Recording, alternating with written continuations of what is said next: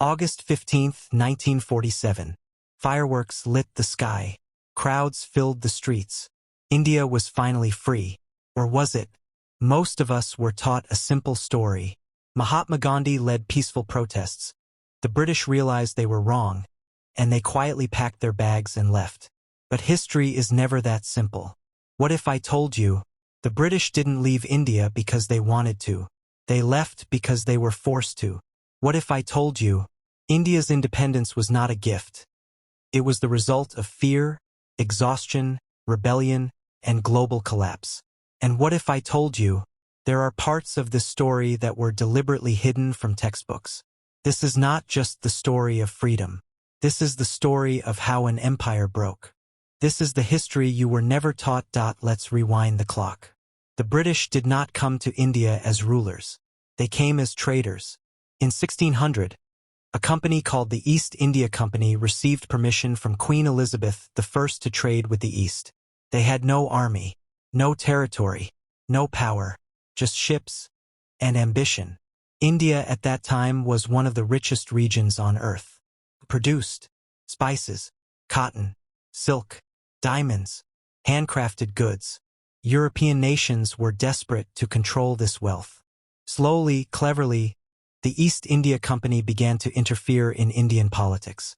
They bribed kings. They played rulers against each other. They funded wars.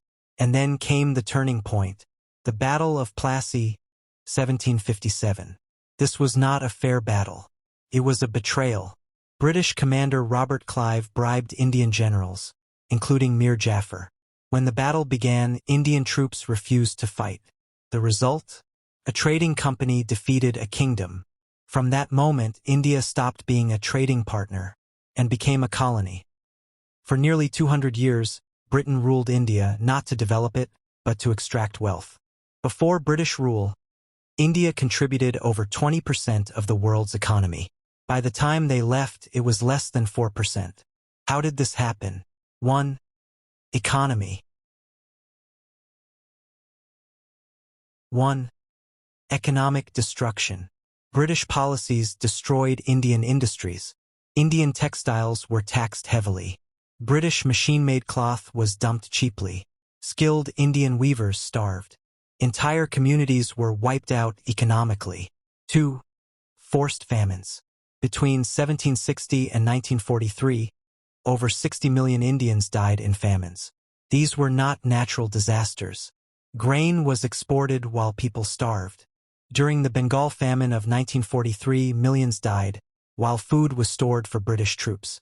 Winston Churchill even blamed Indians for breeding too much. This was not negligence. This was colonial cruelty. In 1857, something unexpected happened.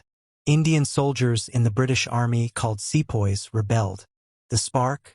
Rifle cartridges rumored to be greased with cow and pig fat, offending both Hindus and Muslims. But the anger went much deeper. This was India's first war of independence. Cities rose up. British officers were killed. For a moment, Britain lost control. The rebellion was brutally crushed. Villages were burned. People were hanged publicly. Some were tied to cannons and blown apart. But something had changed forever. Britain realized one terrifying truth. India could not be controlled forever. After 1857, the British Crown took direct control of India. But resistance did not stop. It evolved. Indian National Congress, 1885. First, it was moderate. It asked politely for reforms. The British ignored them. Then came stronger voices. Bal Gangadhar Tilak, Lala Lajpat Rai, Bipin Chandra Pal. They demanded Swaraj, self-rule. Tilak famously declared, Mohandas Karamchand Gandhi returned to India in 1915. He was different. He didn't wear royal clothes. He didn't call for violence. He spoke of truth and nonviolence. But make no mistake, Gandhi was dangerous to the British. Why? Because he could unite rich and poor, Hindus and Muslims, villages and cities. Non-cooperation movement. Millions refused to schools buy British goods, serve the British government. British. The empire began to feel the pressure. April 13, 1919. Peaceful gathering in Amritsar. British officer General Dyer ordered his troops to open fire, without warning. For 10 minutes, bullets rained down. Official British count, 379 dead. Indian estimates, over 1,000. No punishment, no apology. This massacre shocked the world. Even loyal Indians lost faith in British justice. From this moment on, independence was no longer negotiable. Now comes the part textbooks rarely emphasize. World War II changed everything.